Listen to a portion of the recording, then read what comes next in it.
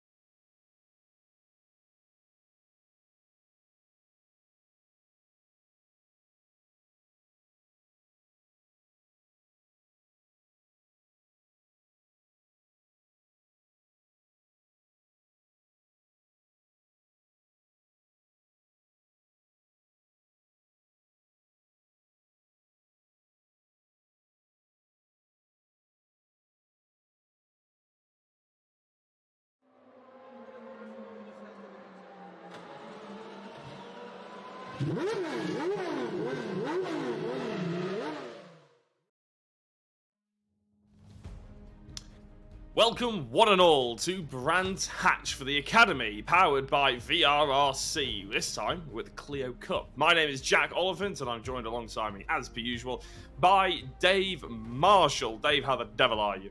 Yeah, doing very well. Thank you, Jack, and I cannot wait for tonight. At the closest times we've seen in any of the Academy series so far. So honestly, this is going to be a really, really close championship. It should be, and if anybody out there is wondering, oh, I've watched the Academy before and I'm feeling a little bit of deja vu, well, you could be forgiven, put it that way, because we're back at Brands Hatch and the Academy actually runs the same 6 tracks in the same order every single time it comes around. They just change the car to give new people sort of a new taste of another type of driving, basically. So it's exactly the same format in the same vein of the same tracks as well. So it's qualifying for 15 minutes.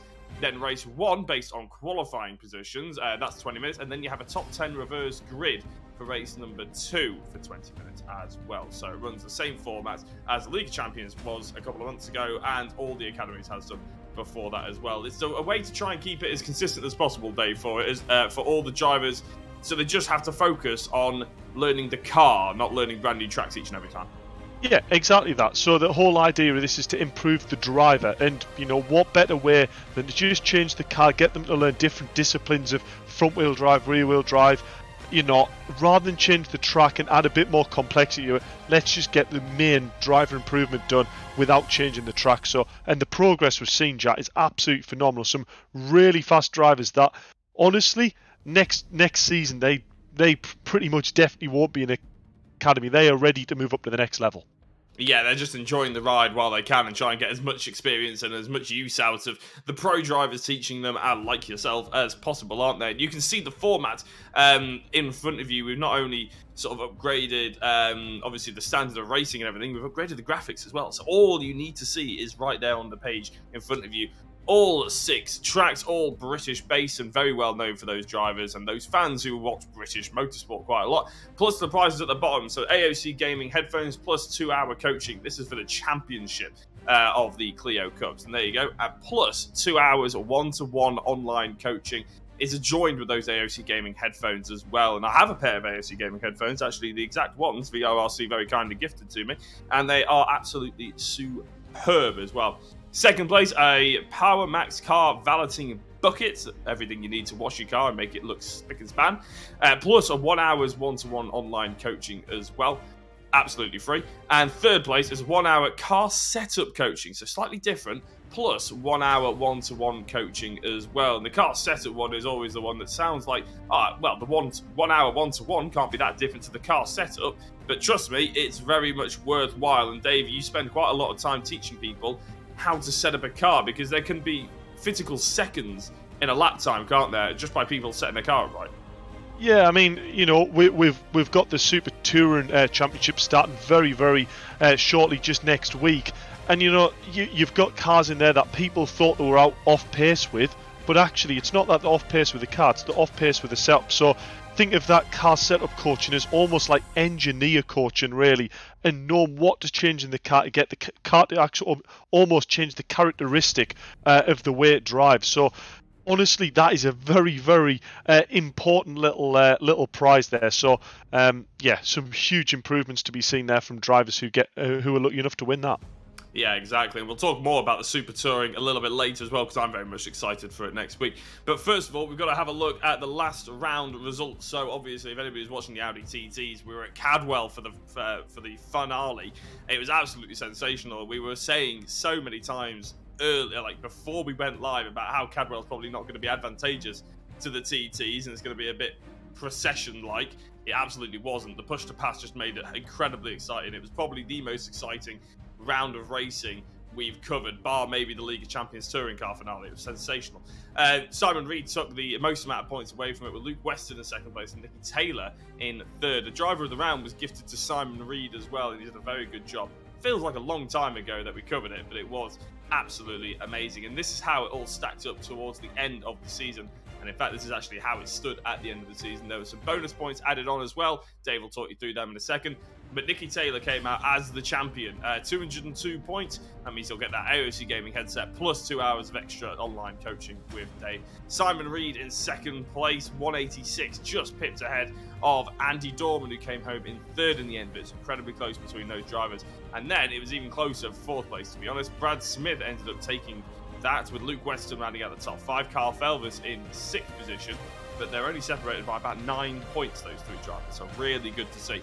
But then the rest of the drivers all improved massively over the course of the season as well. A few drivers didn't manage to actually make every single round, which is unfortunate. But obviously the bonus points, Dave, are there for you if you do attend every single round. Yeah, exactly. So you're encouraged to try and make all the rounds in the season and give you the best hopes as well. So 20 points are added on for 100% attendance to every round. And, you know, as you said before, the improvement from the drivers, you know, you saw it in the TTs. They are not easy cars to drive, over 300 horsepower, and also that push to pass, which was a real mix-up, especially during the races.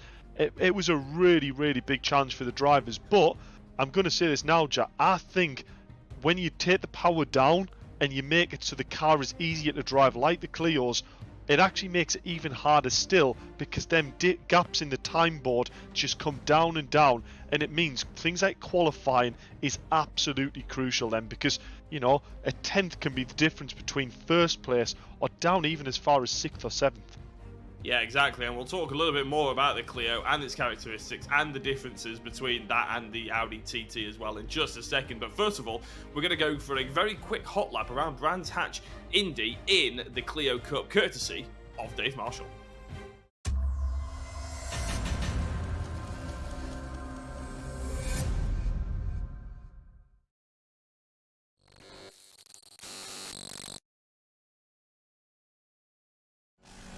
Right, so across the line here for round 1 of the Clio Cup Academy powered by VRRC. Down to 4th gear, just on that little kink there to try and get the back to rotate. I clip a little bit of curb there, try and maybe not do that. You might have to carry a few more mile/an-hour apex speed there. Up towards Druids, roll the speed off nice and early, but super hard on the throttle, trying to get that diff to really load up there. Down towards Greymill Bend, carry the speed through in 3rd, make sure you're close in to allow that car to move around a little bit.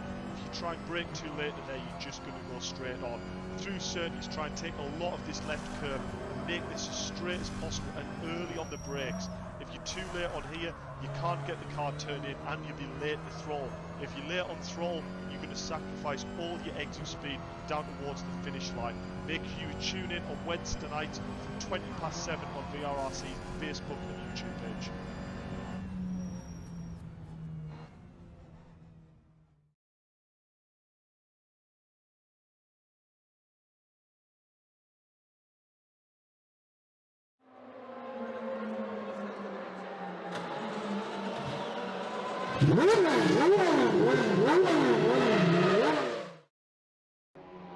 I was about to say that's a wonderful lap that Dave's taken us around. Then some of the comments he was saying to me while he was doing that hot lap on your screen, where I'm not gonna give him the satisfaction of it. But Nicky Taylor, top of the timing tower at the moment. But as Dave, you said before, I mean, we're talking hundredths of a second, aren't we? Against Robin Walters, who, to be honest, I don't recognise as a name. I don't know if he's banded about the VRRC sphere before I became a commentator for you, but you've got some new names in there. Robin is the one probably standing out.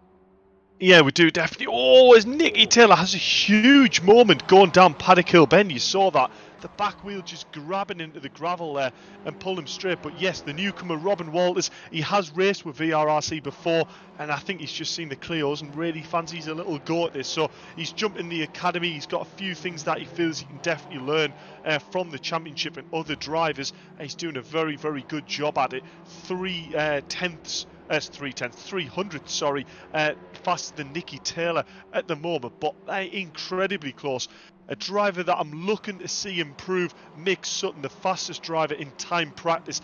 When he puts a lap together, he can climb this board and would put it on pole, I would reckon. But I tell you what, it's whether he can put them laps together. Kyle Felvis also very quick, but nice to see Paul Zanetechi all the way up there in 3rd place. But I tell you what, I'm not going to start reeling off who's in what position, because these places are going to change that quickly, Jack. we're not going to be able to keep up with if we try and call it every single second of the session. No, I know. I was thinking this. To be honest, when we were doing the League of Champions, me and you, Dave, obviously you had Ed on commentary for the Academy before that, so I was just doing the League of Champions. And I remember the League of Champions finishing, and I jumped on Academy with you, and I was sort of here thinking, oh, well, this is going to be slightly dull compared to the League of Champions because of, obviously, one is aimed at the elite drivers and one is aimed at the Academy, and I thought, oh, there's just going to be an obvious winner in the Academy every single time. To be honest, I think we've got to a point now where you can look down that list of names and you're just thinking, oh, they're normally in the top 5. And that's how close it is, isn't it? I mean, we're looking at Paul Laramie, 9th position. That's very unusual. Simon Thorpe, 10th, unusual. Kenny Press is sometimes batting about that top 5 as well. And you're looking down that list and thinking, I wouldn't be surprised if I saw any of those drivers on the podium. And there you go, Mick Sutton. Mick Sutton, he's heard you. He's listened, Dave. He's got you on the mic. He channeled us inner Dave, and he's got himself onto pole by 700ths of a second, which is a pretty big margin when you consider the gaps elsewhere on the grid at the moment. But yeah, I think that's what I mean, though. You sort of look down the list and you just think, oh, if any of them turned up on pole position or even got a podium, you'd be thinking, yeah, that's fair play. That's not surprising at all. And that's how good this Academy has gotten. It's not only just a learning series, as a racing series, it's extremely entertaining and extremely close. Yeah, definitely. And actually, a driver who's just sneaked in there that it's sort of a little bit under the radar. In practice, didn't seem to have put that many laps in. Not to say he hadn't done a few offline, but Andy Carroll there sneak up into 4th place. So a very impressive result there from Andy Carroll. And watch Nathan Blank, another driver who maybe struggled a little bit in certain other disciplines, but really seems to have found his grasp in this car, and some very, very impressive times in free practice before. So Nathan Blank also going to be close to a front runner in this championship. So really, really going to be very interesting on how close times are, with a huge moment by Kyle Felvers, just getting the back wheels onto the grass there, it looked like.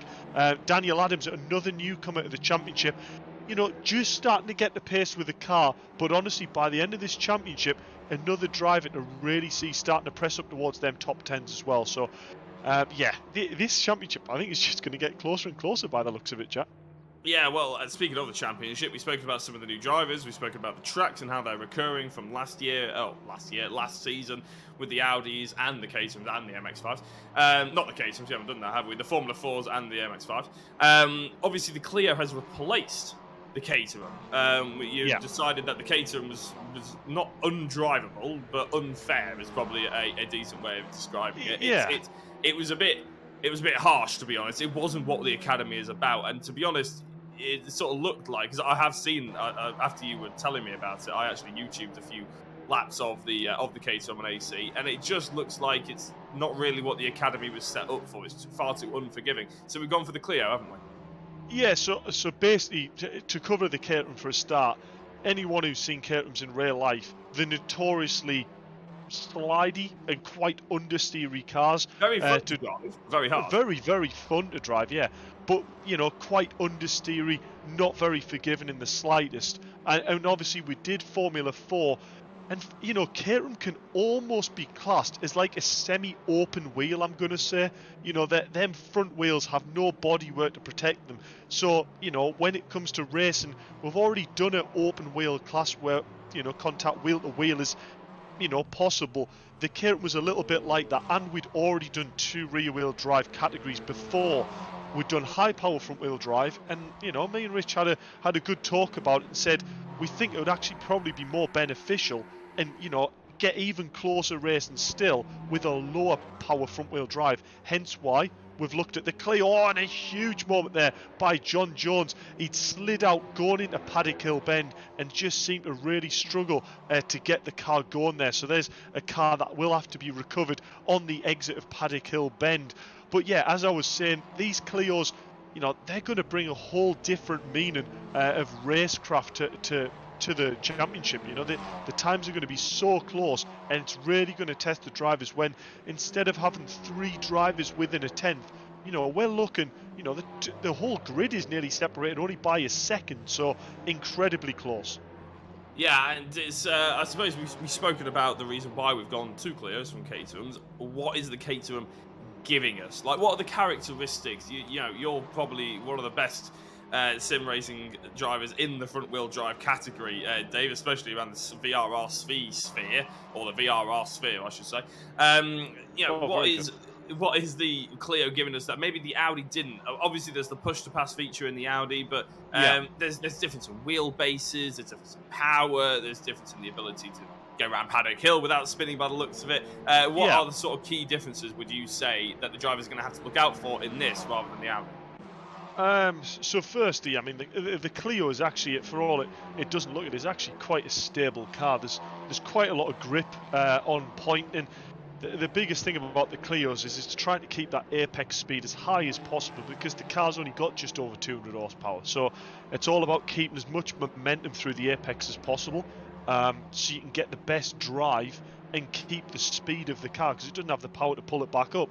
The TTs were a little bit more forgiving in that sense, because you had the push to pass and you had the power of the actual car to overcome it. So it can hide how much corner speed a driver is scrubbing off, whereas these Clios definitely don't hide that fact. And that's actually where you're going to see, you know, the drivers that are actually maybe slightly better in the more technical and carrying the speed come out on top. So actually Mick Sutton here is showing a side of him that actually was quite hidden in the TT, bringing it up to putting it on currently provisional pole.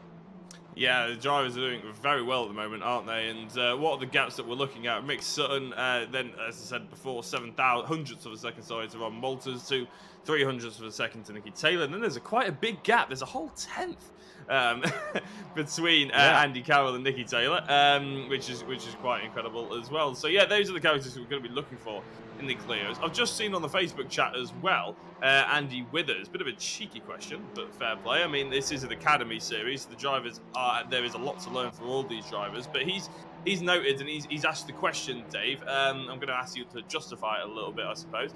He said, if you win the setup prize, i.e. the one-to-one setup prize, which is obviously third place in the championship, isn't that a cause for justification that you don't need it? You don't need the setup prize because you've clearly shown that you can do it. But it's an academy series. These drivers, there's still a lot to learn, isn't there? There's still that opportunity to get better at whatever you do. Yeah, so the academy runs a semi-fixed setup. So the only things you can actually change on the car are tyre pressures, fuel, and any cockpit setups. So it's things like traction control, ABS, brake power adjustment, and also brake bias. Other than that, alignment, suspension, differential settings are all completely locked. So for the academy drivers, that's a part of the setup that they've never delved into. You know, it gets too technical to try and delve into as an academy series.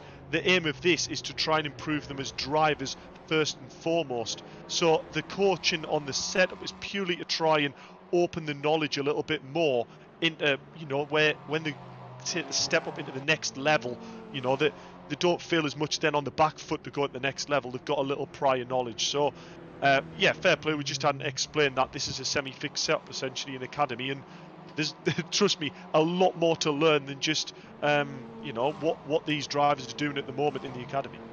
Yeah, I mean, I'll hold my hand straight up and say, you know, I raced Ginettas for 4 or 5 years. I can't remember now. About 4 years, I think. And you know, I'd come into the pits and they'd be like, oh, what do you want to do to the car? And I'd be like, I don't know, make it go faster. They'd be like, oh, should we drop the front? Should we attach the rear bar and all this sort of thing? I mean, yeah, that sounds like a good idea. Shake my head because I have no idea what I'm talking about.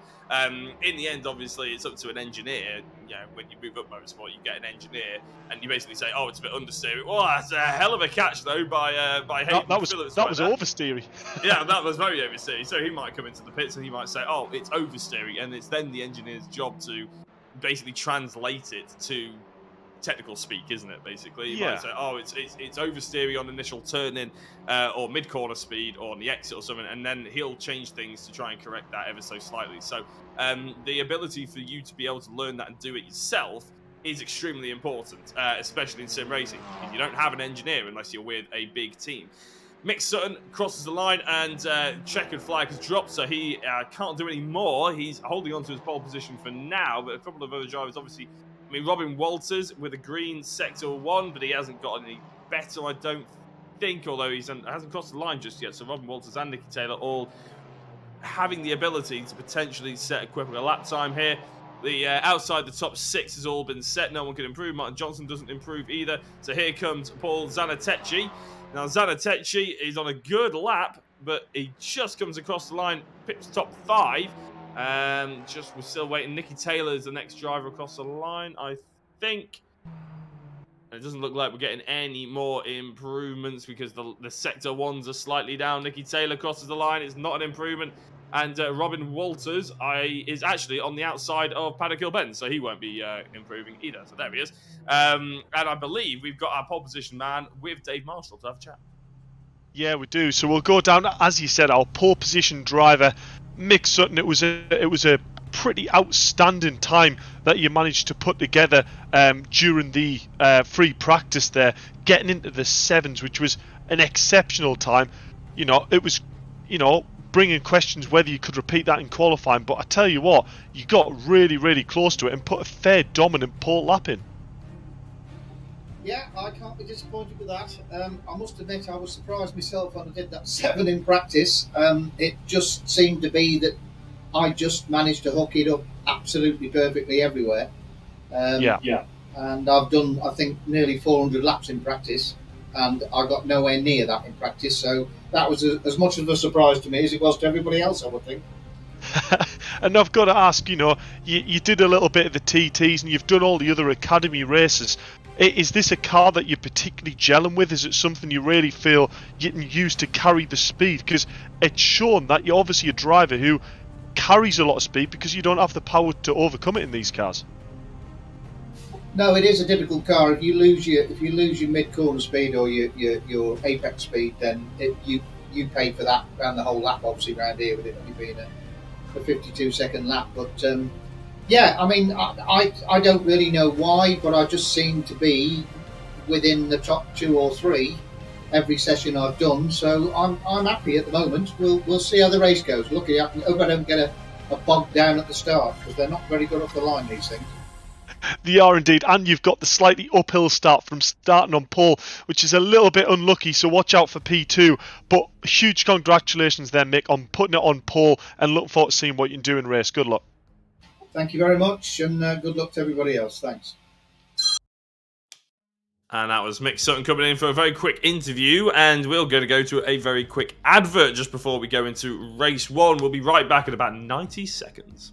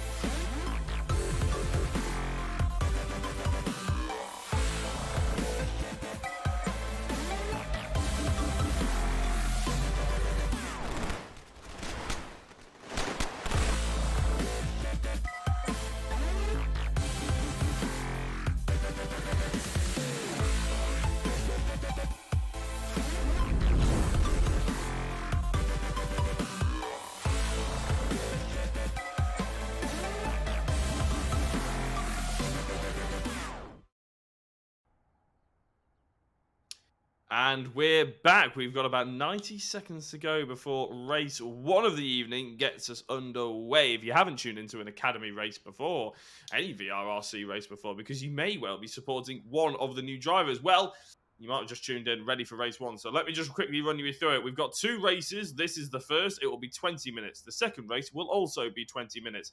The drivers have completed a qualifying session. That was 15 minutes. And that is why they're lining up on the grid as they are. With Mick Sutton on pole position and Robin Walters in second. I'm going to make that mistake all night long. In race 2, it'll be a top 10 reverse grid. So keep an eye on your driver if he's fighting for top 10. It could be really important that they get 10th if instead of 11th place. So there really is a lot to aim for because they will be on pole position for race number 2, or indeed second place, which arguably might be the better place to be starting, which is what we were just discussing with the advert, wasn't it, Dave? Very quickly, who's going to get to Paddock Hill first, Robin Walters or Mick Sutton?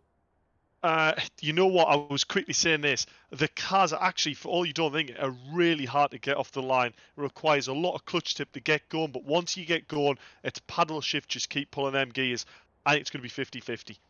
Pulling the gears, we're pulling the lights, the engine notes are rising, and we're about to get underway for the Academy Clio Cup, and we are underway. There we go, the lights are out, and it's a good start, I'd say, by... Is that... Ooh, I don't know. My timing tower is struggling to keep up, and we're not used to the deliveries just yet. But I think it is Mick Sutton starting on that pole position. But that cutback is on for Kyle Felvers. Kyle Felvers starting from 3rd place. He's had an absolute rocket start. Got past Walters and into 2nd place. Now he's in the race lead because Mick Sutton couldn't defend it going into Druids. There's a bit of a gap between Robin Walters, who's sat in 3rd place, and Nicky Taylor, who's famed for being one of the hardest racers out on this grid at the moment. Andy Carroll, Paul Zanetechi getting past Johnson as well. Phillips, Press, Laramie is your top 10, but that's all about to change as they head towards the final couple of corners here. Brands Hatch Indy for their opening lap. Zanetechi hunting down Carroll. Adams right at the back. That's a shame for Daniel Adams. He's one of the newcomers to the championship. But as we've seen, Nicky Taylor hunting down 3rd place man Robin Walters.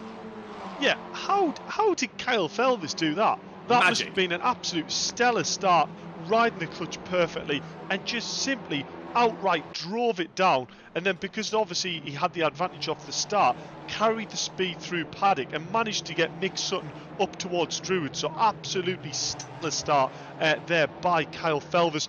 Fair play, Mick Sutton doesn't seem to have lost too much time though. He's tucked back in, he's following nicely, and he's putting the pressure on.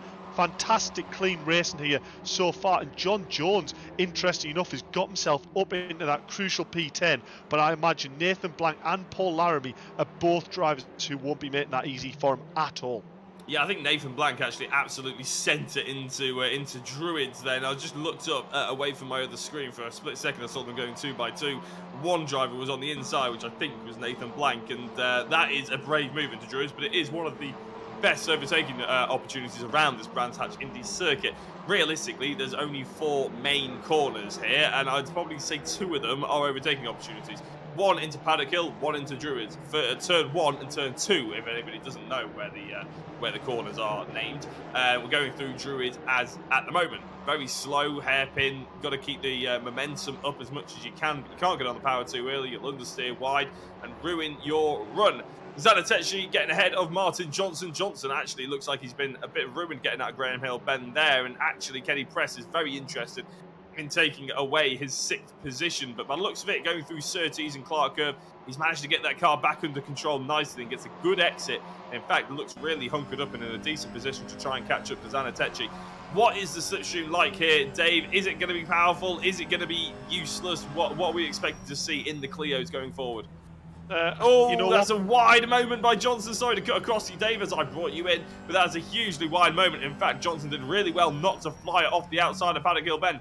Aim towards the apex, hit the brakes and whack the steering load on.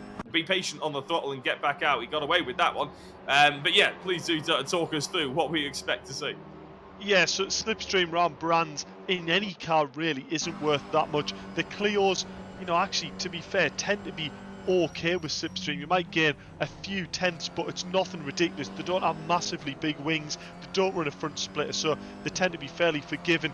I did notice Mick Sutton dropped off Kyle Felvers there a little bit for about 2 laps, and he's managed to pull himself back onto the back of him, 3 tenths faster on that lap than Kyle. But Kyle just seems to be managing this race really well. He's not overdriving the car, doesn't seem to make the mistakes. Mick Sutton, I imagine, must have made a little bit of a mistake there. Andy Carroll holding on really well there, sitting in 5th place, just on the backpack here between Nicky Taylor and Robin Walters. So any sort of development between these 2 drivers, he's close enough to sort of get his nose in amongst it if they end up tripping on over each other. Paul Zanetechi, I tell you what, he's one of them drivers who, for me, has just been particularly unfortunate throughout the academy, either getting collected from cars, spinning off on the grass, or certain things like that. So really nice to see Paul finally getting a nice decent start and sat there in 6th place with not many cars around him, so really nice to see him doing well. Kenny Press meanwhile putting the pressure on Martin Johnson, another driver who's been very unlucky, but a very strong race from Kenny here, so let's hope this continues. And he looks to be, for me, having a really good battle. Martin Johnson just seems to be struggling a little bit on the brakes there, Martin. He did that on the previous lap, running wide. Will Kenny Press have a look up the inside, go towards Druids? He goes left. This is going to open Druids up. Will he get the undercut here? He's definitely on the power sooner, but you can see he's pushed that front end on, hasn't managed to get the corner, and Martin Johnson's just opened up. Oh, as we see Nathan Blank running wide into the wall. I don't know how damaged his car will be from that. Hopefully his steering is reasonably straight. You can see Paul Laramie's giving him a little bit of a wide berth. His steering actually looks not too bad, but I tell you what, Paul Laramie is up the inside for crucial P10. Nathan Blank, I imagine, will be absolutely kicking himself for that one. Yeah, well, I mentioned before, didn't I? You don't want to get too early on the throttle and come off, and that is Hayden Phillips, unfortunately. That's an odd place. I wouldn't say an odd place to go off, but it's unusual, I would say. There's not much load on the... Well, there is a lot of load on the car, but it's relatively slow to spit off on the left-hand side. Maybe just sent too much speed in. Maybe there was contact. We don't know. We can't see it, unfortunately. But Hayden Phillips in 14th place now. Still ahead of Adams, but not really where he wanted to start his academy journey, that's for sure. Nathan Blank's car, I thought he looked a bit tentative, looked a bit scared of it. But to be fair, if you have a big hit like that, you are going to be a bit scared of your car and how it's going to spit you out. And there's a massive oversteer sliding moment there for Nathan Blank through Graham Hill. And in fact, Simon Thorpe, instead of just driving past him nice and neatly, probably got a little bit excited himself and ended up following the line that Blank was doing, ended up getting a little bit squirrely on the rear end himself, and actually that ended up a lot worse. He hit the wall, but by the looks of it, his car seems to be okay, with a lack of aerodynamic body around it. The fact that these Clios can take a little bit of damage because the aero doesn't really that bother. So the front splitter, it's annoying if it goes, but realistically, you can probably still drive the car without it. It'd just be a couple of tenths off maybe per lap. We've had about 5 minutes, we've had about 7 minutes nearly gone, and 7 laps nearly gone as well. And as we're looking at Nathan Blank, I'll get to my point in a second because he's trying to get a late apex on Paul Laramie, but he doesn't manage it, so I will go back to my point. Dave, I remember when I first jumped on the Academy, it was at this time, but in the Audi TTs here at Brands Hatch Indy, everybody in the organisation of VRRC was fearing the worst in terms of driving standards into T1 around the first couple of laps. And since we're past the first couple of laps, I'm confident in saying this, it's been fairly good, hasn't it? No, I mean, I remember you were saying the MX-5s have been were a bit scary, but this has been sensationally clean. Well, the first couple of laps. I'll commentate on that after I've seen this battle with Paul Zanetechi. Paul Zanetechi is having a look at the battle of Andy Carroll. So Andy Carroll was just dropped away from that battle a little bit further up at the moment. That's maybe a little bit of tyre wear creeping into it, or even concentration. It is very demanding on a driver to keep that concentration level super high all the way through. But I tell you what, Paul Zanetechi is having a great race here, battling for a top 5 position. But Andy Carroll, he'll be looking at this going, you know what, if I can drive a solid defensive line, Paul's not getting past here. So we'll keep an eye on that battle. Nicky Taylor seems to be sort of just hanging around the back of Robin Walters, but both drivers seem to have managed to close up to the back of Mick Sutton, who isn't that far up the road now. So this battle for 4th, and to be fair, Kyle Felvers hasn't really managed to pull away. In fact, I think Kyle Felvers just about grabbing a little bit of gravel on the exit of Paddock Hill Bend, and that scrubs a heck of a lot of speed off. So actually, this is really grouping these top 4 cars really close now. Yeah, and I'm very much here for it. I'm excited to see what they can get to grips with once they catch up to each other. But it has to be said, Kyle Felvers is doing an absolutely brilliant job, isn't he, Dave? Because to qualify in 3rd, and considering, I mean, I know he wasn't that far away. In fact, did he even qualify in 3rd? I think he qualified in 4th, actually, didn't he? And he was, he was a 10th and a half behind Nicky Taylor, who we're on board with, actually, wasn't he? So to go from a 10th and a half back on Nicky Taylor, about 2 tenths off the pole position time around Brands Hatch Indy, is a pretty big margin. To be leading this race, and if anything, pulling away, Carl Felvers has played us to look silly here, haven't we? We were all talking about the front 3, and Carl comes in and says, you know what, I'm still here, you know, I can still win races, and bang, he's here doing it at the moment. I tell you what, if you said to anyone starting P4 in all identical cars, and by Druids you'd be P1, you're not. You just don't do it, and Kyle's managed to absolutely nail the start. I tell you what, this could really play into his hands. If we're talking about reverse grid races, you know, he's gone from possibly a provisional P10, we don't want to put a commentator's curse on him, but provisionally P10, a start like that can do so much damage at the start of a race compared to the people around him. So I tell you what, if Kyle's got them starts down, I think it'll really play on the minds of them people going forward into the other rounds that actually a lot of time might need to be practicing them starts to get that advantage like Kyle, because that made him in a very, very easy 3 places instead of having to battle them. Nathan Blank going for that pole position for race number 2 on Paul Laramie. Obviously, Nathan had it once upon a time, ended up hitting the wall, but Paul looks like he's maybe just left the Clio Cup to What a move! Oh, that is absolutely brilliant. I mean, there was such a small amount of margin for error there. There was such a small gap for Nathan Blank. He went for the cutback, and Laramie just left that Clio-sized hole there, didn't he? He's still there! I know he's still there. I'm still getting over the other move. They end up making a little bit more contact through Graham Hill. Laramie gets the position back, but I'm still in awe of Blank's ability to get up the inside out of Paddock Hill. To be fair, Laramie did really well to carry the momentum through Druids and everything like that, and obviously Graham Hill bend, but still really great racing between those two, and something we're probably going to see a little bit more of from the front 4 now, because Sutton, Walters and Taylor, albeit maybe not Felvers, have ganged together, haven't they? And that's a huge look up the inside by Walters on Sutton. I don't think there was ever really going to be on, but he's still making those psychological moves left and right, filling the mirrors of Mick Sutton, seeing if he can just put him off slightly. And I'll tell you what, for the next 9 minutes, I think Sutton's going to have his work cut out for him. Yeah, definitely. I mean, I just looked up then. I didn't realise there was still 9 minutes left of this race. The racing has been that close. You know, 9 minutes into the race, you'd expect the grid to be really spread out. But we've got a pack of 4 cars here separated by about 2 seconds. And I tell you what, Nicky Taylor is starting to get into that sort of looking very racy, and he's looking a bit edgy and going, Robin, if we're not going to crack on with it, you know, I need to sort of get past and think I've got a chance. But he's clipped the grass. Actually, it was a great save, and he hasn't lost that much time, but this is now where Robin Walters goes, right, let's change focus, let's stop looking behind in the mirrors, let's attack Mick Sutton now, while I don't have any pressure. If a move doesn't work, I can afford it, I've got a little bit of time, but I reckon Robin was thinking, I've got the pace here to go and challenge Kyle Felvers, so this is going to really hot up towards the end of this race. I was going to say, it's a different kind of pressure now, isn't it, Dave? Because there was a pressure of a driver that was going to overtake you. Now there's a pressure of it's slightly easier. I can't now screw this opportunity up, sort of thing. It's almost like going for an open goal or trying to take a penalty. It's sort of like it's such a given that you sort of almost feel more pressure because to take advantage of that situation. As Zenitecci gets past Andy Carroll. Well, actually, how they're going to get through into Paddock Hill Bend, but looks like Carroll's going to be on the outside. He's going to be a very brave and ambitious move to carry the momentum. He doesn't manage it. So Zenitecci into the top 5. Carroll in 6th position.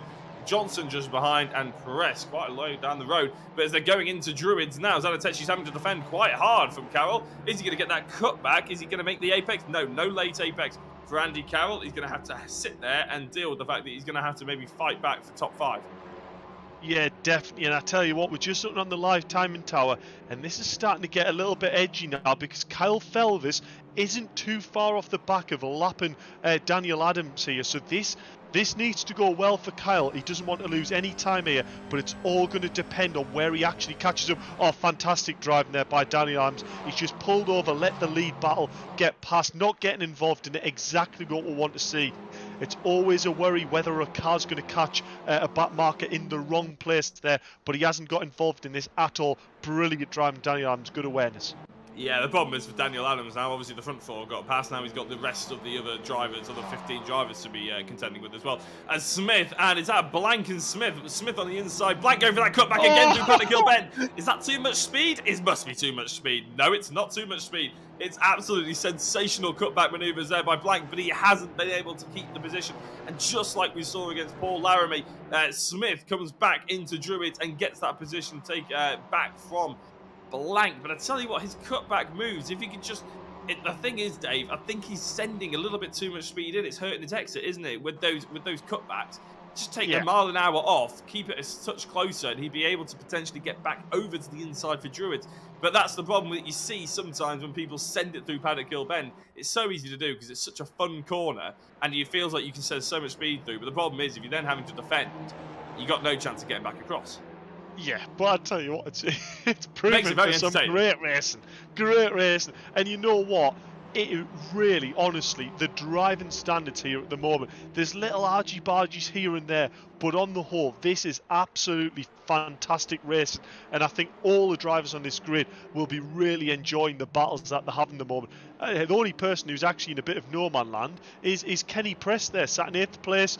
You know, he's got quite a nice gap in front and also quite a nice gap behind. So Kenny Press doing a great job there, sat in a consistent P8 as well. So Brad Smith has been overtaken by Nathan Blank. So I imagine that, looking at where it happened and how far Nathan Blank was back, I'm going to put money on it that was probably losing the back end going into Graham Hill Bend at a guess. But Nathan Blank's found his way back past.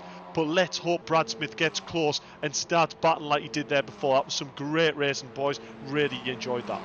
Yeah, we're into the final 5 minutes as well, so this is important for obviously that podium, not podium positions, that pole position, race number 2. Nicky Taylor running very wide to try and get a good run on Sutton and Walters, who's hunkered up behind Mick Sutton in the gearbox. Nicky Taylor has caught back up and is actually going for a move into Clark Curve, and that's ambitious. Oh, I tell you what, there's an opportunity, but neither driver actually fall off the road with it. I tell you, I thought there was going to be a bigger accident than that, Dave. I think they both sort of expected that was going to happen. Taylor put his nose there thinking, oh, this is about a 30% chance of this coming off. And Walters just shut the door and then drove off, didn't he? So a good driving for the both of them. Yeah. A little bit of ambitious manoeuvring, but both drivers sort of expected it and drove off with it. Yeah, and you know what, I'm going to say it now. Nicky Taylor showed his nose up the inside there. There was room to do it. Robin Walters did squeeze him a little bit, but left him enough room to keep racing there. But I tell you what, Nicky Taylor could have quite easily kept his foot on it, pushed him round, but he didn't. He wants to race cleanly, and it's exactly what I want to see. Robin Walters would have gone, you know, he would have expected a little bit of contact there, honestly. As a driver who's not given a lot of room, but making it difficult for the driver behind, you're expecting contact, but that is exactly what he did. He just kept the door closed a little bit, got the little bit of contact, but kept his foot in and drove it off. That gapped Nicky Taylor a little bit, but I tell you what, Robin Walters will be looking at this clock going 3 minutes to go. Mick Sutton's starting to look a little bit edgy and a little bit sideways, and Robin Walters is looking very attacking. So Robin Walters, I reckon here, can taste possibly the chance of his second, but who knows, if he gets past Mick Sutton, Kyle Felvis isn't that far in front there. It's a bit of a catch-22 situation, although I'll get back to it in a second as Mick Sutton goes for very, very drifty moments and defends. To be fair, though, he came off the corner really well, but to be fair, I think actually Walters probably came off the throttle so he didn't hit Mick Sutton in case there was a spin in front of him, because Nicky Taylor has caught right back up and he took a very quick line through Graham Hill Bend. And I was about to say, Robin Walters, he's damned if he did, he's damned if he wouldn't, because he had a really good run on Mick Sutton for that little incident that we saw just before. He went for the move, but that allowed Taylor to catch back up and open the door for him, because ultimately Walters didn't actually get the move done on Sutton. So really, to be in the middle of a three-way car fight, it's really the most difficult place to be. You want to be probably at the back, as Nicky Taylor is probably about to try and demonstrate as he looks to go around the outside of Walters into Druids. It's not happening just yet, but again, Walters is having to think backwards rather than forwards, and Sutton keeps losing the rear end. Sutton really is living on a lifeline here. He's not as quick as Felvis. He's not absorbing the pressure as well as he should be, as Taylor looks up the inside into Surtees. And again, I think the camera angle had us a little bit played there, but Sutton really needs to just calm it down now that Taylor has caught up to Walters, because he just needs to get the car back under him. At the moment, it's sliding all over the place. Yeah, and I don't want to take our attention away, but Kenny Press has had an altercation with the environment as well. So the battle between 8th place as Nicky Taylor goes for the lunge up the inside of Robin Walters. Robin Walters keeps the speed round the outside. Fair play, Robin Walters. This battle is mega, absolutely mega racing. This is exactly what we want to see from these academy drivers. But actually, it's exactly what I want to see as a spectator. Yeah, I was going to say, I mean, realistically, we're seeing cleaner racing here than we do in the real-life Clios for the VRRC. We do, yeah. So it's all very nicely done here at VRRC. Everybody should come race with us. Mick Sutton as I've said before, realistically, he's lost a lot of pace in this one. Oh, Kenny Press against, is that Martin Johnson? Martin No, Johnson's it's John got Jones. It's John Jones, actually. So it is? Yeah, it's John Jones just behind him. Yeah, Kenny Press is in the blue car, isn't he? John Jones is in the black, I'm pretty sure. Yes, a great race by John Jones here. You're putting it up in provisional. No, that must be Martin Johnson, surely. Yeah, it is. Martin Johnson, sorry, overtaking Kenny Press. John Jones just behind Kenny Press. So still a phenomenal drive from John Jones to get into that top 10. We know he did struggle there in the TT, but a fantastic race by him at the moment in P9. Martin Johnson getting himself up to P7, but Kenny Press having that altercation with the environment. I tell you what, Mick Sutton just seems to be holding up Robin Walters a little bit, which is allowing Nicky Taylor just to keep on the back. This is becoming a really, really good battle at the moment. Yeah, it's going to end fairly soon, though, isn't it? Because Carl Felvers is away with the fairies. He's only got 2 seconds till the checkered flag drops, and it will drop this lap as well. The white flag is out. He flashes the headlights. Carl Felvers will take the checkered flag here at Brands Hatch Indy for the first race in the Clio Cup Academy Series for VRRC. Mick Sutton has taken 2nd place. Robin Walters with 3rd in the end. And Nicky Taylor comes home in 4th place. Paul Zanatetchi is taken 5th with Andy Carroll in 6th. Martin Johnson looks to be going over the line in 7th place with Kenny Press down in 8th at the moment. And it looks like that's probably how they're going to finish. Yep, there we go. Johnson and Press. Jones across the line. And Paul Laramie will take pole position for race number 2 with that top 10 reverse grid. Nathan Blank just missing out in 11th. Simon Forbes, after that massive hit out of Graham Hill Bend, unfortunately comes home in 12th. Adams has already finished because he was a lapped driver. And then we're just waiting for Brad Smith, who is probably not looking too good because he's sat there. Not sure why he is sat there. But however, Dave, already we've got some drivers in to talk to us, haven't we? And Carl Felvers parking himself up very nicely is one of those drivers, but I think you're probably going to start with, I'm going to guess, P3? Yeah, so we're going to start with P3, but I've got to say, for a start, get in, boys. That was some fantastic racing and exactly what we want to see there. But we will go straight to our P3 man, Robin Walters, and I tell you what a race that was. You only just managed to hold on to it, but it was one of them where you could have gone P4 or you could have gone P2. A very, very close race there from about 10 minutes from the end. Yeah, it was under constant pressure the entire race from Nicky. So yeah, it could have easily been 4th, and I thought it was going to be 4th a couple of times when Mick started to get a little bit squirrely. And yeah, we all sort of condensed. So yeah, it was tricky, but congrats to Mick, because I know I've raced with Mick before, and it's a stunning job. Yeah, I mean, that for me, looking at it, is exactly the sort of race you want to be involved with. I said you had a little bit of contact with Nicky, but I imagine you were probably expecting that. He just showed his nose. You gave him a little bit of squeeze on the inside. You'd have been expecting a little bit of contact, but just enough for what you probably expected. Just enough to go, Nicky's there, but we're holding our own. The sort of thing that puts a little bit of a smile on your face. Yeah, 100%. Yeah, not at no point did I think that Nicky was being out of line or anything. I left him enough room, just enough room, so I sort of was anticipating some contacts, but it was all fair as far as I'm concerned. So yeah, good racing, really good racing. Well, looking forward to seeing what you can do in the reverse grid race from... try and work this out now, from P8 on the grid. Yeah, that's right. Yeah, looking forward to seeing what you can do to try and work your way back through. Excellent. Speak soon. Thanks, Dave.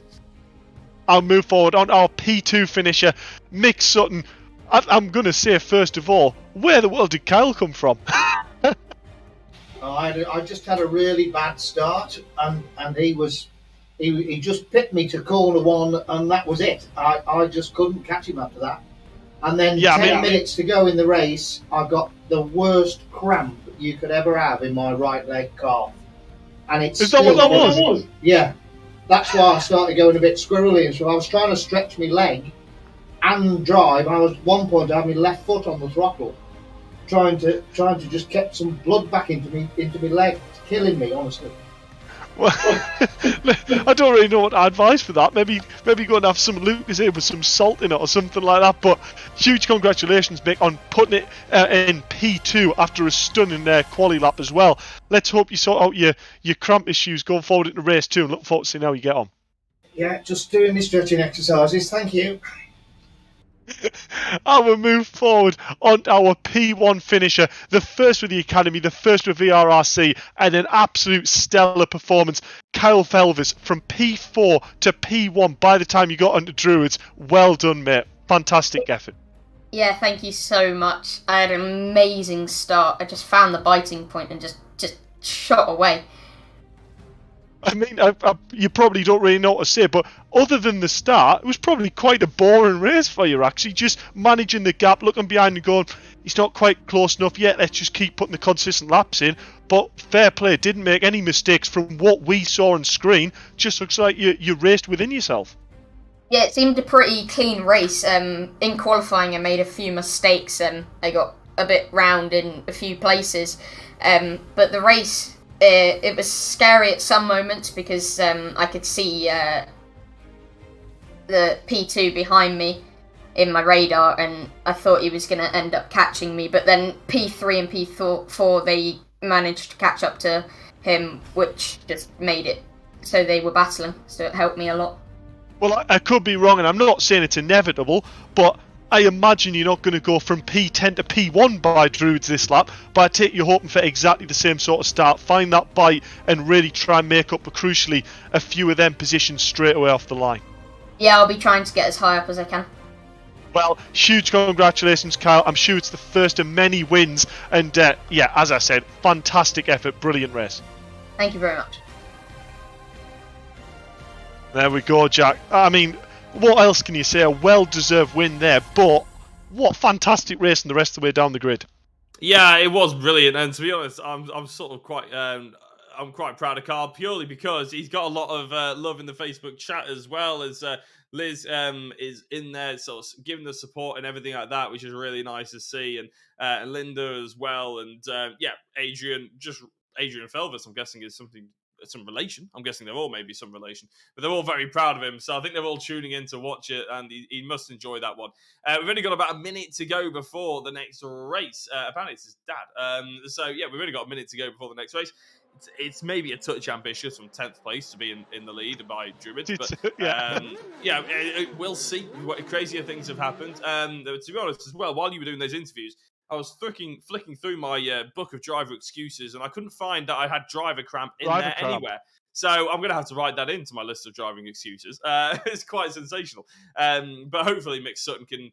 What we want to see, Dave, is a race that basically mirrors the first one in terms of quality and cleanliness as well, isn't it? I mean, we need to get the Dettol out to keep it all nice and clean, because that was extremely impressive, and what we hope to see is similar things to come. The lights are about to come on. We've got about 10 seconds to go before we get racing here, and here we go. The lights are coming on, and the engine notes are rising. That can only mean one thing at Brands Hatch Indy.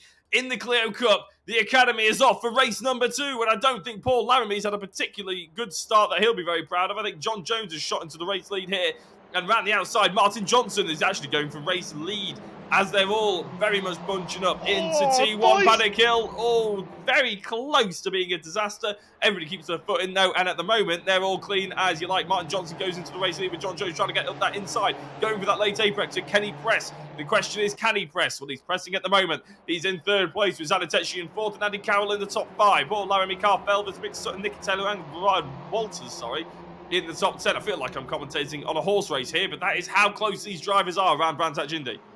I mean, we can actually, if we could just go back and watch that replay of that start, what racing that was from absolutely everyone on the grid. Looked super clean. I don't quite know how that many cars managed to make such a clean start. We were 4 or 5 wide going down Paddock Hill Bend. It is amazing, isn't it? And unfortunately, we're not quite familiar enough with the liveries yet to be able to sound out who each and every driver is. So it's quite difficult sometimes. But by the looks of it, Felvis has gotten past and just missed out on Mick Sutton spinning off the track. I think it was Mick Sutton, or was it Paul Laramie? I can't quite see who actually... Sutton. Yeah. Was it Mick Sutton who ended... No, Mick Sutton is the one who ended up off the track, but only because I think Paul Laramie started spinning on the exit And I think Mick Sutton ended up correcting Paul Laramie's spin by hitting into him and ended up off the circuit himself. So that's really gutting for Mick Sutton. He won't be very happy with that after qualifying on pole position. That's a huge move up the inside by Zanetechi on Kenny Press. And this is a bit of a throwback to race 1 between these two, I think. I think they were battling at one point. Anyway, but Zanetechi and Press going side by side as they're coming over at the start-finish straight. And that's Simon Thorpe. And, such a shame he's in the tyres again on the exit of Clark Curve. I'm really gutted for him. But Zanetechi still in that race in 3rd place, ahead of... And in fact, no, that's a change of position, isn't it? Zanetechi now ahead of Kenny Press as they start to bump into each other around Druids. Yeah, Paul Zanetechi up into P3, and there's Kyle Felvis, look, in P6, ahead of Nicky Taylor and Robin Walters, both drivers that he will have started behind for this race, so he must have had another very good start.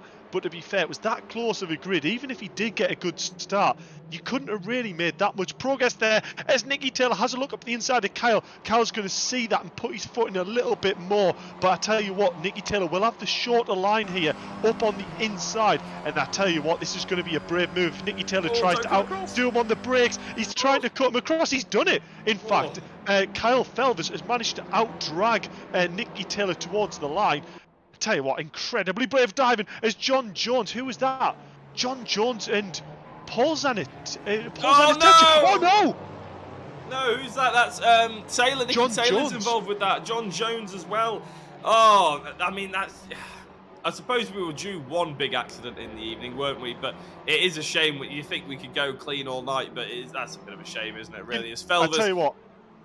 You know what these cars are, Sean? These cars are showing that they are some tough cookies. Even with hits like that, they look like they still drive okay, and you can get the lap time out of them. So luckily, in crashes like that, it's not over. Nicky Taylor will be probably bit between his teeth now. P10, he'll be like, right, it's not over and done yet. Cal Felvis is only in P5. That's not that many points ahead yet. So I tell you what, it's still game on here for Nicky Taylor. He'll be driving the absolute wheels off that car now. But yeah, that to me just looked like not Paul Zanetechi, John Jones got a little bit of a tap and it turned him left across the cars, and they were that closely bunched. There wasn't really much that could have been done about that. Yeah, but there's quite a lot that could be done about this one as they're getting very close to each other. Felvis maybe trying to force Walters off the track a little bit. He gave a brilliant amount of racing respect there, letting him back on the circuit, knows when potentially he was going to get done here, driving well above his years, as he has done pretty much since he jumped into the academy. And although he has been sort of sussed out there, you get a really good drive around the outside, really good exit. And Nathan Blank, who was looked up at his inside, didn't get the move done and dusted. But Felvis, he forced Walters to within an inch of the track limits there, didn't he? But he just gave him enough racing respect and conceded the position right when he knew he needed to. A great... Oh, dear. No! I was gushing so much. Yeah, that's a shame, isn't it? I mean, racing mistakes happen, but that's a huge off for Paul Laramie, and I believe... You know what that was? What that was Paul Laramie was a little bit slower on the apex than the car behind. Kyle Felvis has come in that car behind, and he saw the car in front, and you know, on the apex there, you don't expect to be having to brake or get out the throttle. That's when you commit to full throttle, get the drive down. And Kyle had been thinking about getting the best possible run up towards Druids, not about slowing down for a car in front that he would have expected, being accelerating, and it's just been a chain reaction. Unfortunately, he's hit Robin thinking that'll punch him through it, but there's been another car in front, and unfortunately the contact was inevitable. Not really any drivers at fault there, just a super unfortunate scenario. But I tell you what, somehow what it has meant is Mick Sutton, Kyle Felvis and Nicky Taylor are all actually fairly close on the grid now, battling in championship positions. Yeah, exactly, so we'll have to keep an eye on that one. But at the moment we're actually looking at Kenny pressing on Zanetechi. As I've asked before, the question is, can he press? Well, the question is yes.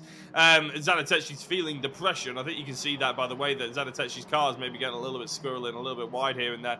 Nicky Taylor going past John Jones, Taylor in the yellow car, Jones in the sort of black and white one. And as they're pulling over the start-finish line, Press is right up the back bumper of Zanetechi. He's going wide into Paddock Hill Bend. That's probably aiming for a cutback. And it's very well defended, to be fair, by Zanetechi. He's left a little bit of room on the outside, but that's where you've got to leave the room. You have got to leave the other car some tarmac to run off to. And that, for Zanetechi, was perfection in terms of defending through Paddock Hill. Because not only did he defend through Paddock Hill, it sets him up to defend through Druids as well. And that's really the probably more important overtake.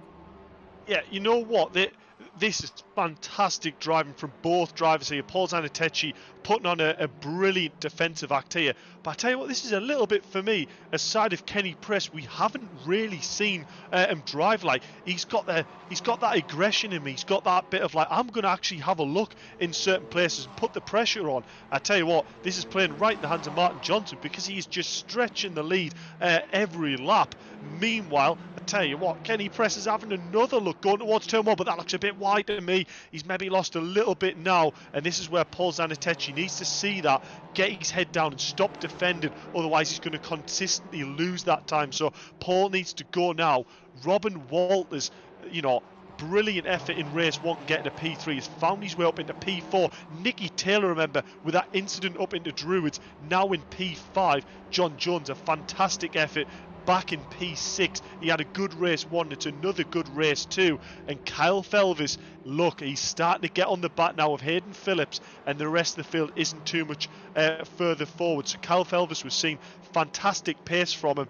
I tell you what, this is going to be a hell of a pullback if he can get his way up to even P6, P5, that area.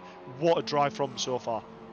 You know, I'm going to say it at the moment, you mentioned it before, Dave, as well.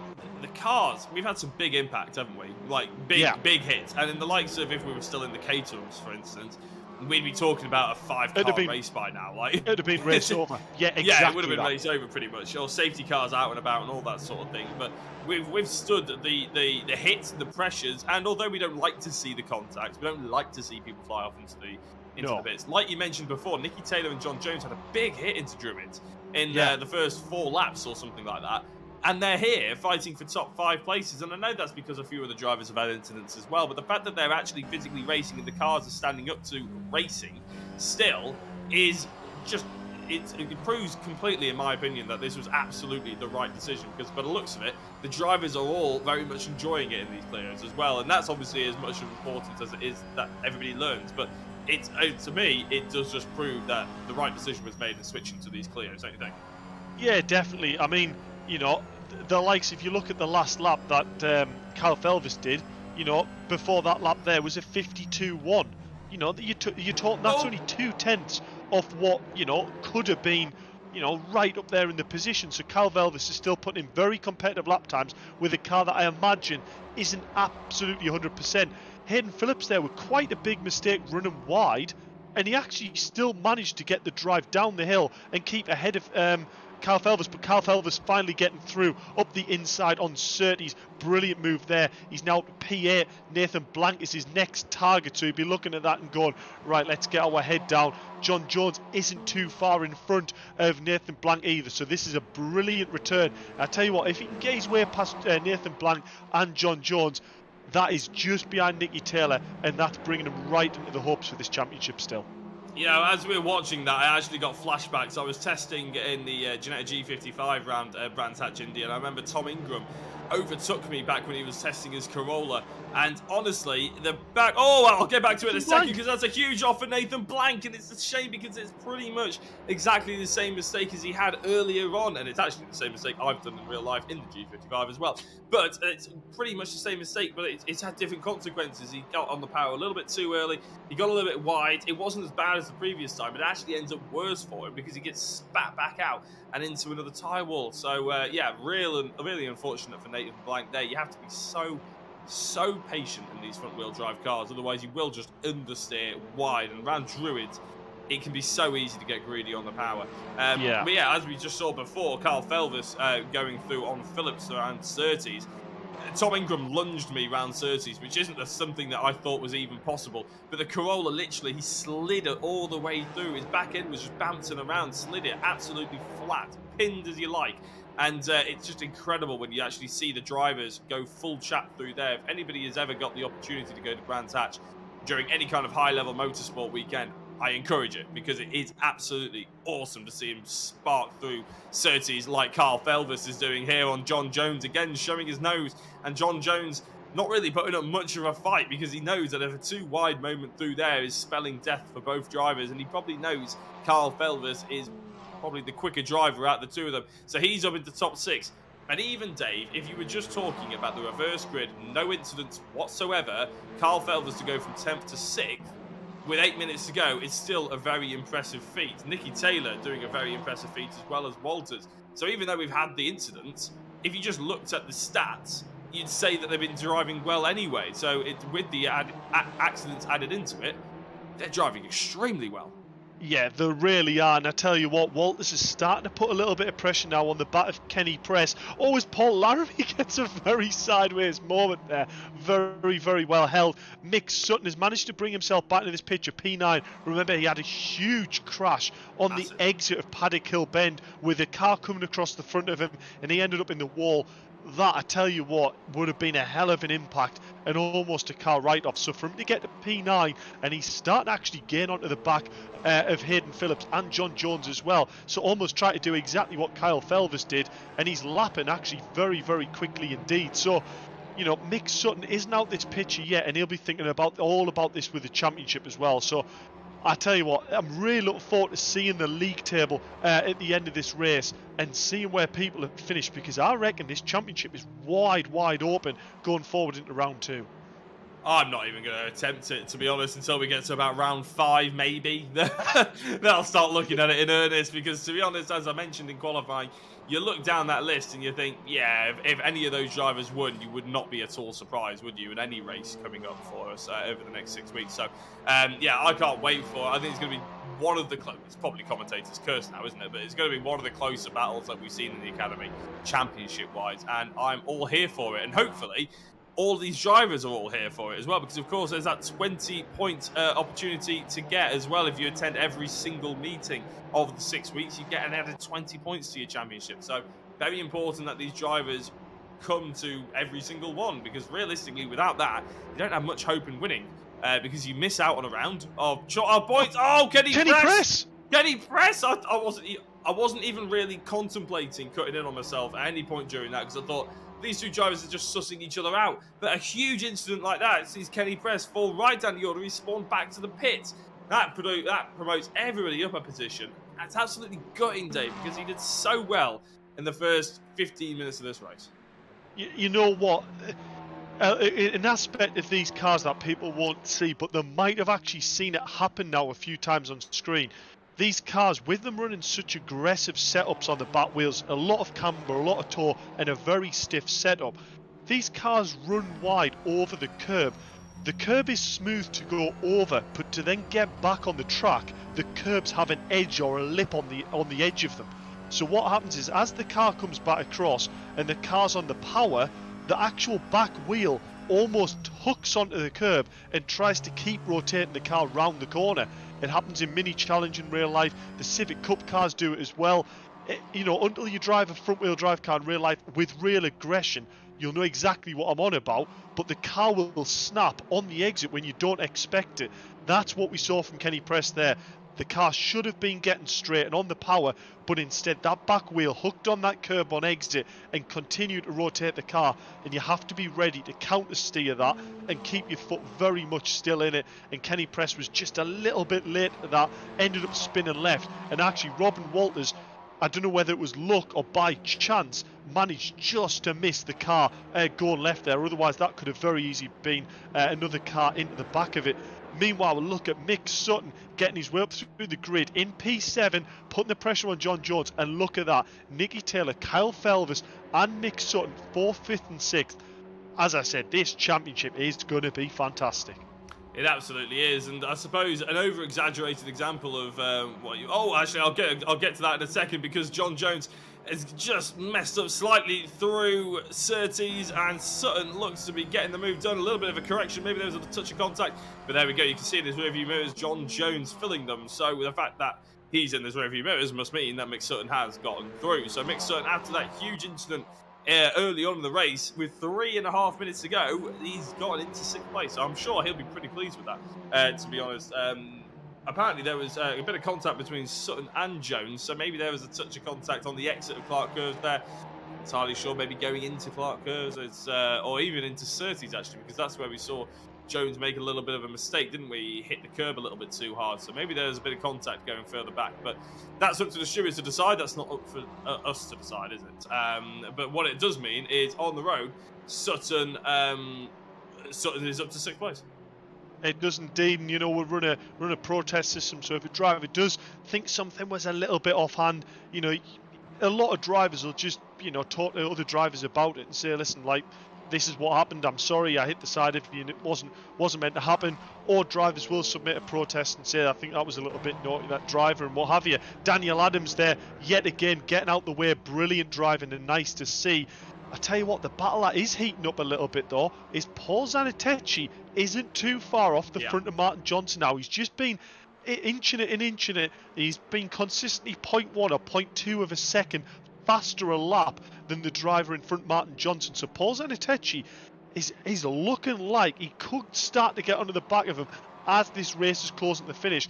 My worry is Robin Walters is about 0.3 of a second faster than what Paul Zanettecchi's doing. So when this race finishes, all these 3 drivers could be absolutely bumper to bumper, and it's anyone's guess which order they're going to come out in. Oh, I think that was a mistake by Martin Johnson there in the bottom of Paddock Hill Bend, dare I say.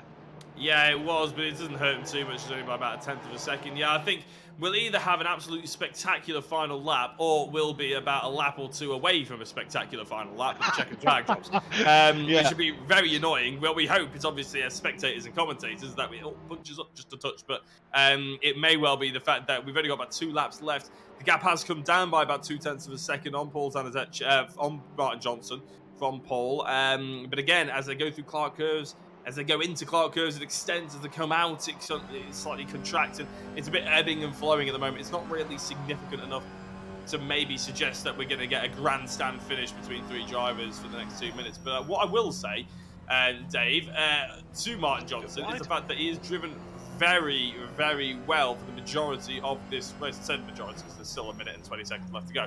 But he's been absolutely brilliant, hasn't he? And, he's really just gotten away with it. Not gotten away with it in terms of he's been lucky. He's just gotten away from the rest of the pack, put his head down, got the rhythm going, and just pulled away. And until the last couple of laps, Zanettecchi hasn't really had much of an answer. It's only now, when he's all of a sudden seen that there's a sniffing chance that he might get a race win here, that Zanettecchi's really putting the pressure on. Yeah, definitely, but you're exactly right. Martin Johnson, I think, is just starting to feel a little bit of the pressure.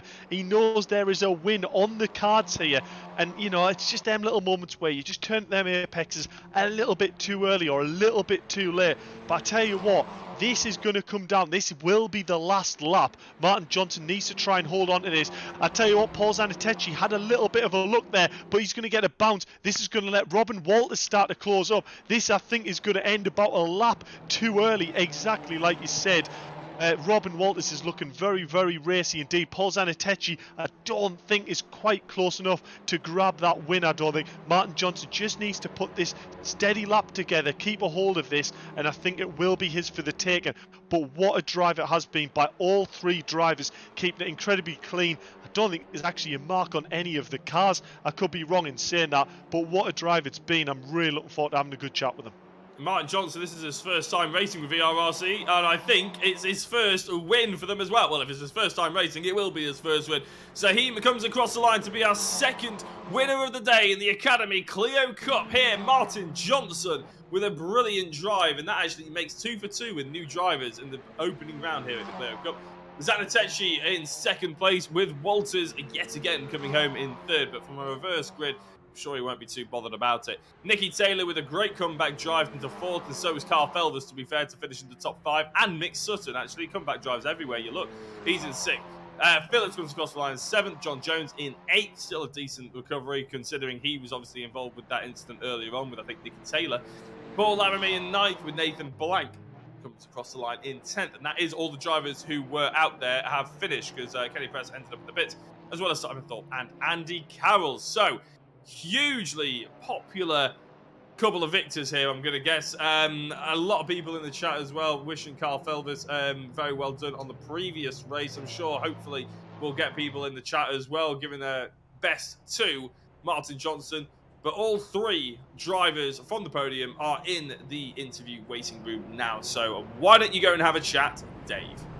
Yeah, we will indeed. And first of all, we'll go to our P3 finisher yet again, Martin Johnson. What a drive that was, and what a start. That looked absolutely chaotic. It was about 5 abreast going down through Paddock Hill Bend. That looked to be about where you were. How hard was it to try and get through the start of that race nice and cleanly and not lose too many positions? Well, first of all, it's me, isn't it? I was going to say, it's Robin we're speaking to for P3 here. Slip of the tongue there by Dave. Just go ahead, Robin. Oh, it's the first time I messed up the interviews. Sorry, Robin Walters again P3. I did get the again P3 bit right. Robin Walters, just the wrong name. Yeah, I mean, as I said, a super difficult start. How hard was it to keep clean?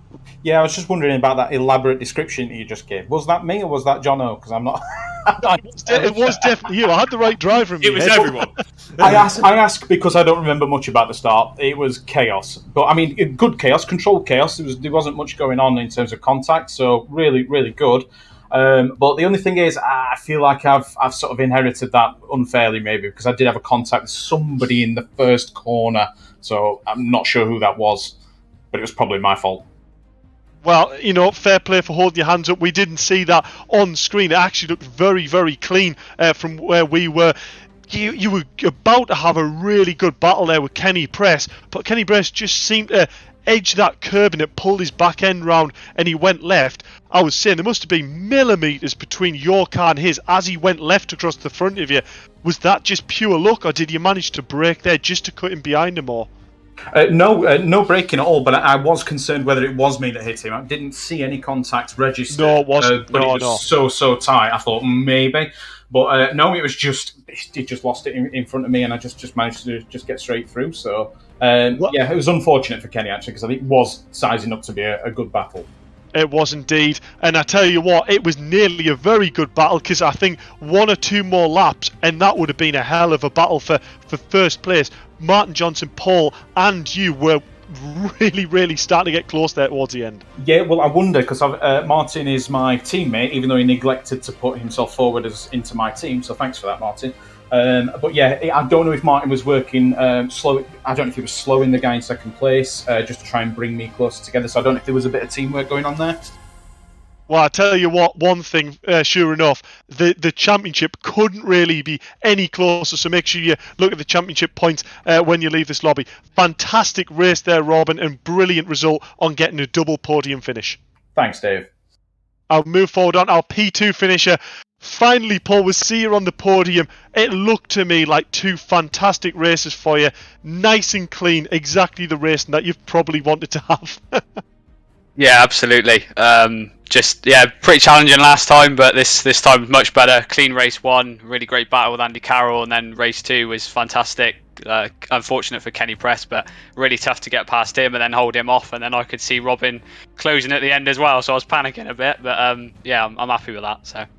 And I take you must have thought Martin Johnson was on the verge of being possible to start the battle with, but you just needed them extra few laps, didn't you? Yeah, absolutely. I didn't want to push too hard and try and chase him down and then throw away a P2, so I was kind of balancing risk versus reward there, and I probably could have pushed a bit harder, but then risk making a mistake and throwing it all away. So it is what it is. Really chuffed, and a couple more laps might have been different, but.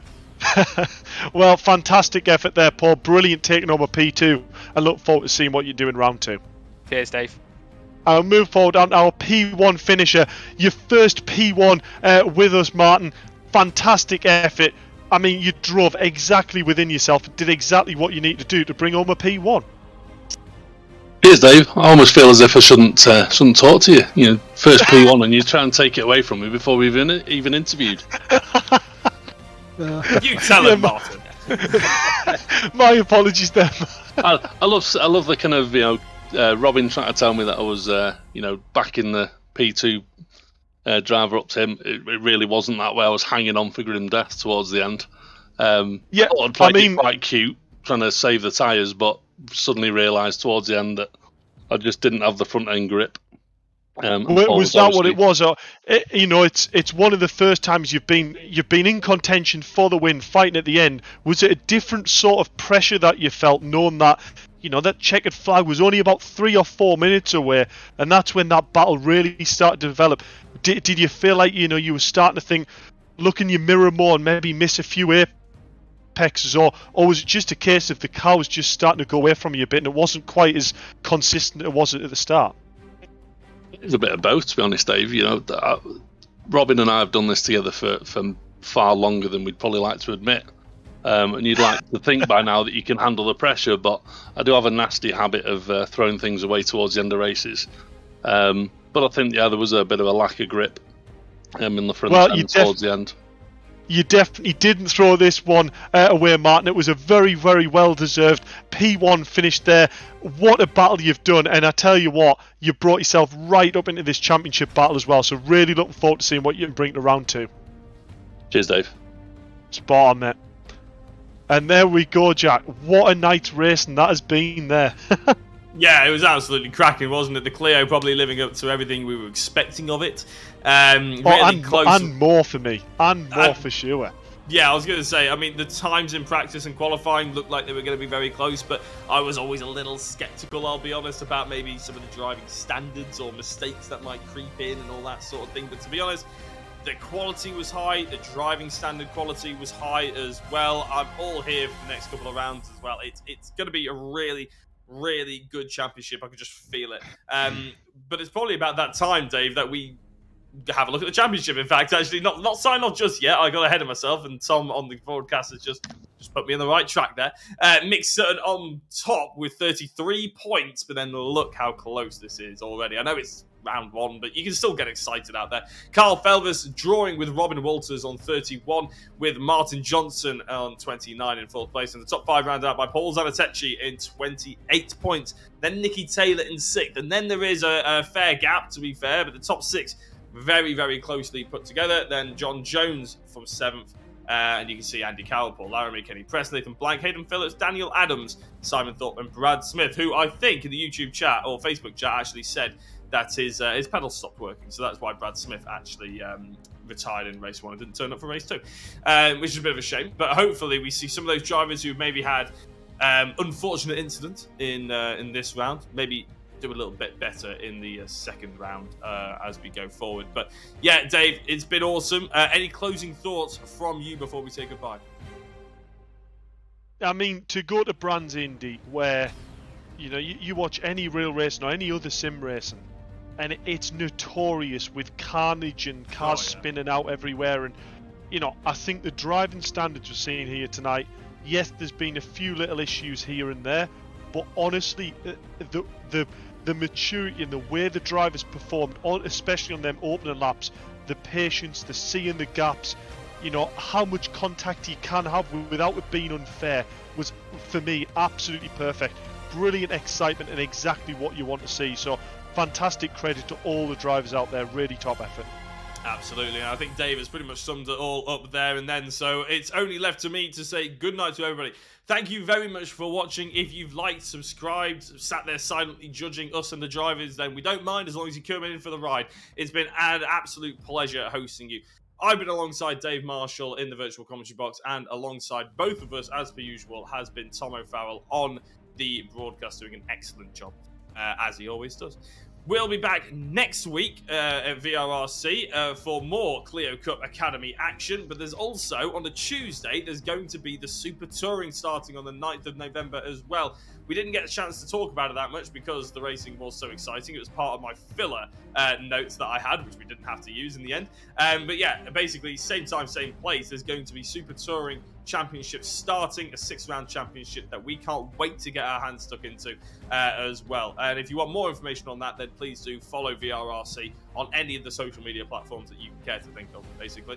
And you can send us some messages if you want to get involved as well. Thank you very much for watching, and we'll see you next week. Good night.